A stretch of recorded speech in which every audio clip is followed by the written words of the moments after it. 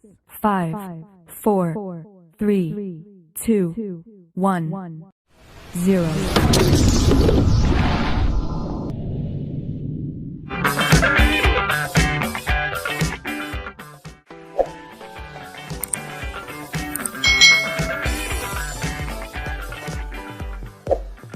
Apa kabar adik-adik semuanya? Kak Citra berharap kalian dalam keadaan yang baik, sehat, dan siap untuk belajar ya. Hari ini kita akan belajar bersama-sama untuk mata pelajaran tematik kelas 2. Kita belajar di tema 4, hidup bersih dan sehat, subtema 2, hidup bersih dan sehat di sekolah, pembelajaran yang pertama. Mari adik-adik kita belajar dengan penuh semangat ya. Hidup bersih dan sehat tidak hanya di rumah, kita juga harus hidup bersih dan sehat di sekolah. Kebersihan sekolah menjadi tanggung jawab semua warga sekolah. Dayu dan teman-temannya menyadari hal itu. Amati gambar di bawah ini dengan teliti. Dayu sedang apa ya adik-adik? Ayo, apa yang dilakukan Dayu dan teman-temannya? Ya, mereka sedang membersihkan kelas mereka. Apakah adik-adik setuju dengan kegiatan mereka? Ya pasti setuju ya adik-adik, karena menjaga kelas, kebersihan kelas itu adalah tanggung jawab kita semuanya. Pernahkah adik-adik melakukan kegiatan seperti mereka? Pasti pernah ya, kalian pernah melakukan piket kelas. Bagaimana perasaan kalian semuanya setelah melakukan kegiatan ini? Nah, perasaan kalian pasti senang ya, bisa membersihkan kelas bersama dengan teman-teman kalian.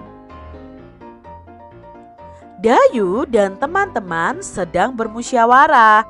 Mereka membahas persiapan lomba kebersihan antar kelas. Mari kita baca percakapan antara Dayu dan teman-temannya. Lomba kebersihan antar kelas tinggal 2 hari lagi. Apa yang harus kita lakukan teman-teman? Tanya Dayu. Menurutku kita harus segera bersiap diri, kata Edo adik-adik. Setuju, kita harus segera gotong royong. Kemudian apa yang harus kita persiapkan? Kita harus menyiapkan kemoceng, serbet, kain pel, dan vas bunga. Mari segera kita siapkan alat-alat tersebut. Ini Dayu sedang bermusyawarah dengan teman-temannya. Mereka akan mengikuti lomba kebersihan antar kelas. Mereka akan bergotong royong membersihkan kelas. Lalu mereka menyiapkan peralatan untuk membersihkan kelas seperti kemoceng, serbet, kain pel, dan vas bunga.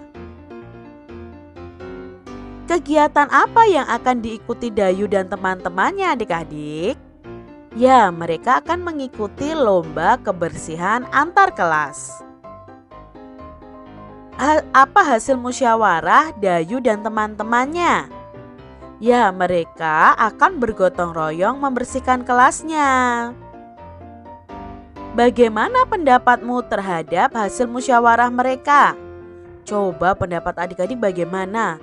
Kalau pendapat Kak Citra, sangat bagus sekali hasil musyawarahnya karena dibahas bersama dengan teman-temannya.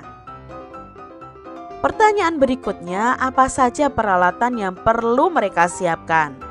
Ya, mereka perlu menyiapkan kemoceng, serbet, kain pel, dan vas bunga. Menurutmu apa manfaat kegiatan yang akan mereka lakukan? Tadi mereka bergotong royong membersihkan kelas. Apa manfaatnya? Nah, manfaatnya kalau dikerjakan bersama-sama, itu pekerjaan akan cepat selesai. Pekerjaan menjadi ringan, akan tercipta persatuan. Kelas mereka juga akan bersih adik-adik. Jadi manfaatnya sangat banyak loh kalau kita bergotong royong dengan teman-teman kita. Temukan makna kata-kata berikut dengan benar. Di sini ada peralatan untuk membersihkan kelas tadi ya yang disebutkan oleh teman-teman Dayu. Ada kemoceng, ada kain pel, dan ada vas bunga. Nah, di sini kita akan mencari tahu makna dari kata-kata tersebut. Ayo adik-adik kita cari tahu bersama-sama.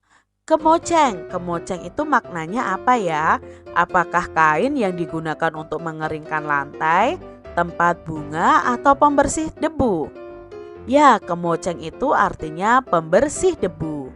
Berikutnya ada kain pel adik-adik. Kain pel itu artinya kain yang digunakan untuk mengeringkan lantai. Lalu apa arti dari kata vas bunga atau vas ya di sini? Ya, artinya adalah tempat bunga. Kelasku bersih, aku bangga. Sekolah Dayu akan mengadakan lomba kebersihan antar kelas. Dayu dan teman-teman bertekad untuk menang dalam lomba tersebut. Mereka mulai berbenah. Semua siswa ikut ambil bagian. Dayu dan teman-teman sepakat untuk mengadakan gotong royong. Dayu dan teman-teman mulai yang bergotong royongnya adik-adik. Bagian pertama yang dibersihkan adalah ruang kelas. Semua siswa berbagi tugas.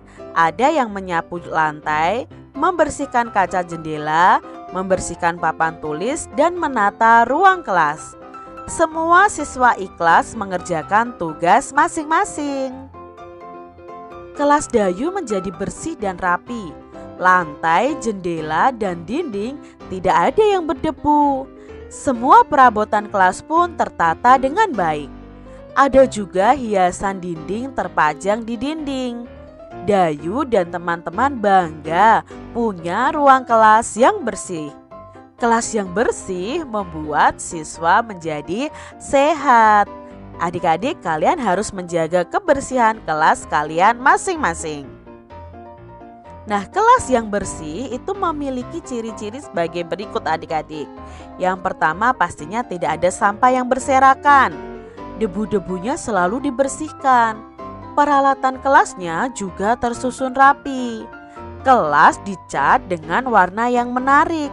Itu adalah ciri-ciri kelas yang bersih. Adik-adik, Dayu dan teman-teman telah bergotong royong. Ada yang menyapu lantai, ada yang membersihkan kaca, ada juga yang menata kelas. Gerakan menyapu lantai dapat dibuat dalam bentuk tarian adik-adik. Nah, coba adik-adik amati gambar ini. Ini adalah gerakan menyapu. Nah, gerakan menyapu ini bisa kita gunakan dalam gerakan tari. Mulai dari gerakan kepala digelengkan ke kanan dan ke kiri, lalu gerakan tangan seperti menyapu, dan gerakan kakinya melangkah. Tirukan gerakan menyapu lantai dalam bentuk tari seperti gambar berikut ini. Adik-adik bisa ya menirukan gerakan menyapu lantai ini dari kepala, tangan, dan kakinya. Alat musik yang dapat digunakan dalam pengiring tari misalnya ada gendang, rebana, tamborin, atau tifa. Nah, alat musik ini disebut alat musik ritmis tanpa melodi adik-adik. Jadi hanya cukup digunakan, tidak ada melodinya, tidak ada do, re, mi, fa, sol, la, si, do nya. Jadi ini termasuk dalam alat musik ritmis. Nah, ini adalah gambar gendang, rebana, tamborin, dan tifa. Perhatikan kembali gambar gendang dan tifa di atas. Dinding gendang itu membentuk pola segitiga. Dinding tifa itu membentuk pola segi empat dan segitiga. Ini gambarnya adik-adik. Ternyata dinding gendang dan dinding tifa itu membentuk pola bangun datar, yaitu segitiga dan segi empat. Yang di sini segi empatnya adalah layang-layang. Masih ingatkah adik-adik dengan sisi, sudut, dan titik sudut pada bangun datar? Pada pembelajaran sebelumnya kita sudah pelajari loh itu semuanya. Kita ingat-ingat kembali ya adik-adik. Nah, sisi itu disebut dengan garis ya, garis pada bangun datar. Lalu sudut itu pertemuan dari dua garis yang saling memotong adik-adik. Ini ya, di sini ada sudutnya. Lalu ada titik sudutnya, itu ujung atau titik pertemuan antara dua garis yang ada.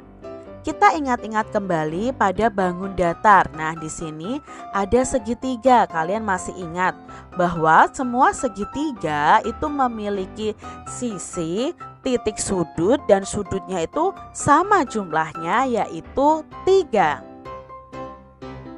Ya, di sini juga ada segitiga siku-siku. Lalu ada segitiga sembarang.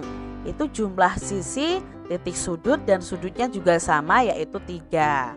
Berikutnya, nah di sini ada segi 4. Segi 4 itu ciri-cirinya itu pasti memiliki sisi sebanyak 4, sudut sebanyak 4, titik sudutnya juga 4. Nah, bangun datar sendiri ada banyak macamnya. Yang pertama ada belah ketupat. Nah, ciri-cirinya ya sama dengan segi 4. Ada layang-layang. Nah, sisi, titik sudut, dan sudutnya sebanyak 4. Lalu segi 4 berikutnya ada persegi. Persegi juga sama adik-adik. Ada persegi panjang. Jumlah sisi, titik sudut, dan sudutnya ada 4. Lalu ada segi 4 jajar ginjang.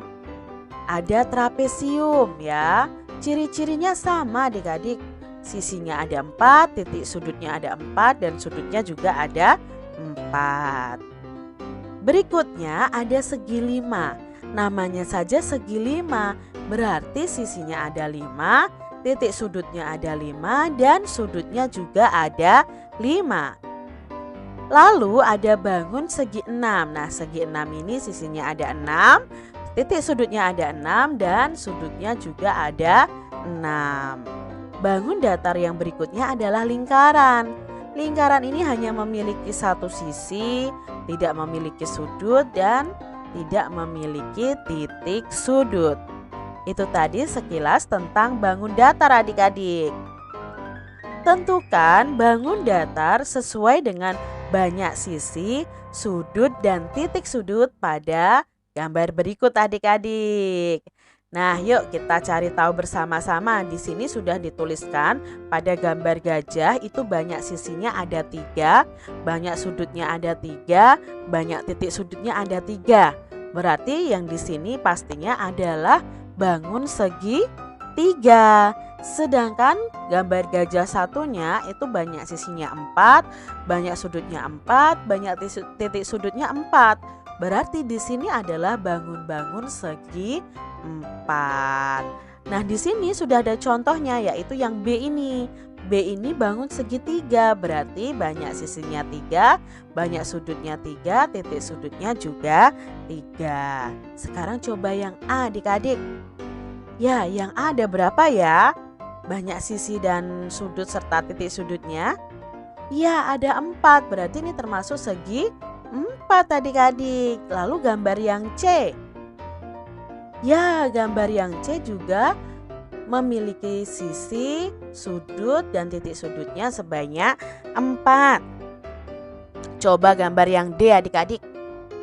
Ya, gambar D ini segitiga, berarti jumlahnya 3 ya. Sisinya 3, sudutnya 3, titik sudutnya juga 3.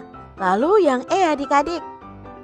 Ya, yang E juga 4, karena segi 4 ini belah ketupat adik-adik ya. Jadi banyak sisinya 4, sudutnya 4, titik sudutnya juga 4. Sedangkan yang F adik-adik. Ya, yang F ini banyak sisinya ada 3, sudutnya ada 3, dan titik sudutnya juga ada 3. Sekarang tugas adik-adik adalah mana yang termasuk dalam bangun G, H dan I. Banyak sisinya berapa, sudutnya berapa, dan titik sudutnya berapa. Itu tugas untuk adik-adik semuanya. Kelompokkan sesuai dengan banyak sisi, sudut, dan titik sudutnya. Yuk kita kelompokkan bangun ini dalam bentuk segi 4 atau bentuknya segitiga. Gambar yang pertama itu termasuk dalam segi 4. Kalau gambar yang kedua itu masuk dalam segi 4 atau segitiga adik-adik. Ya, masuk dalam segitiga. Lalu gambar yang ketiga adik-adik masuk ke dalam segi 4 atau segitiga. Ya, masuk ke dalam segi 4. Yang nomor 4 nih adik-adik, masuk ke dalam segi 3 atau segi 4 ya. Ya, ini masuk ke dalam segitiga. Berikutnya gambar nomor 5 itu termasuk dalam segi 4. Tugas untuk adik-adik nomor 6 dan 7 ini termasuk segi 4 atau segitiga. Demikian tadi adik-adik pembahasan kita di tema 4 subtema 2 pembelajaran yang pertama. Semoga video pembelajaran ini bermanfaat untuk adik-adik semua.